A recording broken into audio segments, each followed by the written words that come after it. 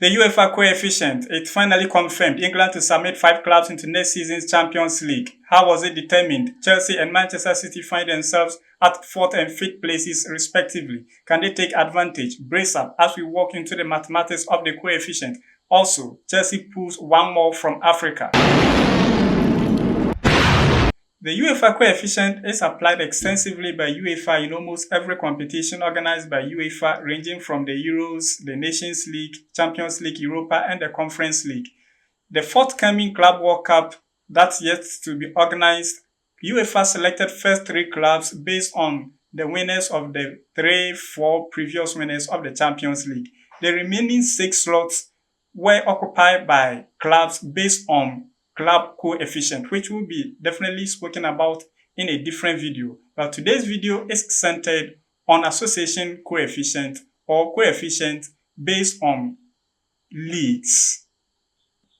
The UEFA Association Coefficient is a 5-year cumulative point gained by member associations or leagues, and the purpose is to aid in how many clubs each league should submit into UEFA leagues and at what stage in the leagues should clubs start the competition, talking about the Champions League, the Europa, and the Conference League. Now, this is how points are gained in terms of coefficient. In a normal match, a club is awarded 3 points for a match won. But in terms of coefficient, a win awards 2 points, then a draw for 1 point. When a match ends at 90 minutes, a draw, the points are shared between the 2 clubs, and then at extra time, the points are shared before penalty shootout, implying that points are not gained through penalty shootouts. At qualification playoffs, still points are awarded, but a question is being raised if that is fair, since not all clubs participate in playoff matches. As a result, points that are gained through qualification matches are halved, and even when a club does not qualify into the league phase, the points are nullified, unless we're talking about club coefficient when these points are applicable, which I have promised will be spoken about in a different video. Aside from the normal point gain, lots of bonuses are awarded to participating clubs.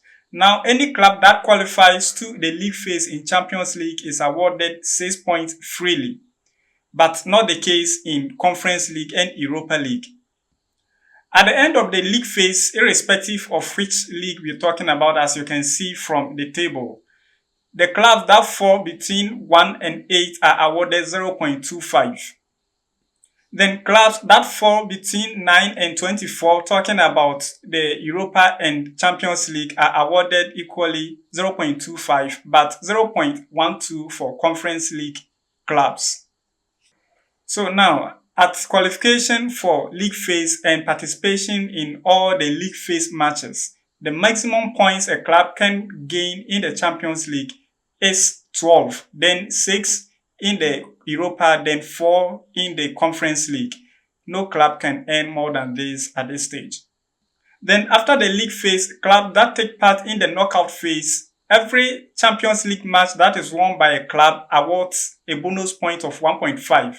Then 1 for Europa, then 0.5 in conference. That is. So now, as you can see from the table, after the competition, right from the league phase to the finals of respective leagues, all points that were gained by individual clubs were summed. So, for instance, when you consider England, EPL alone submitted 4 clubs for Champions League, 2 into Europa, then 1 for Conference League. At the end of the season, points gained by these clubs are summed for each club, then all points gained by the 7 clubs are summed. Then the question is that not a cheat to nations that submit fewer clubs, like 1 club, 2 clubs? Hence, this number is averaged. So when you sum all the 7 points gained by the 7 clubs from England, it's divided by 7 to make it even. Well understood? Thank you. So now, as you can see from the table, this is done for each year, and right from 2023-2024 season, when UEFA introduced reforms and the league phase in their respective competitions, they made it a point that the first 2 nations would have the privilege to submit a 5th club into the next season's competition, which is the Champions League. As we can recall, Dortmund and Bologna from the Bundesliga and Italian League were fifth in their respective leagues but still participated in the Champions League. As we can see, Dortmund still in the Champions League. Hopefully and thankfully, this season, it looks like it takes just one more win by a club to confirm that England now qualifies to submit 5 clubs into next season's Champions League. I'm not very sure of La Liga, but they will be second. This is what is making a big meal for Manchester City or Chelsea, as whether they will grab this opportunity, meaning whoever falls even at 5th position will still qualify to play in the Champions League. So at this point, UEFA adds points from the 5 previous seasons. This time, no striking of average. It is this point which determines where you fall in terms of 1st to 56th nation or so. And it is this, your rank, which determines the dynamics of your clubs, how they will enter UEFA competitions for next 2 seasons, not for next season. So by the end of this year, 2025, the accumulated points will be used to determine the dynamics of the leagues for 2026, 2027, but not next year. Not like the case of the highest club that tops a particular year is allowed to submit 5 clubs into Champions League for next season. This time, it is for next 2 seasons. I hope it's well understood. So, as you can see from the table, when a nation is ranked 1st and 4th, for instance, England this year will definitely be between 1st and 4th. They are even already 1st.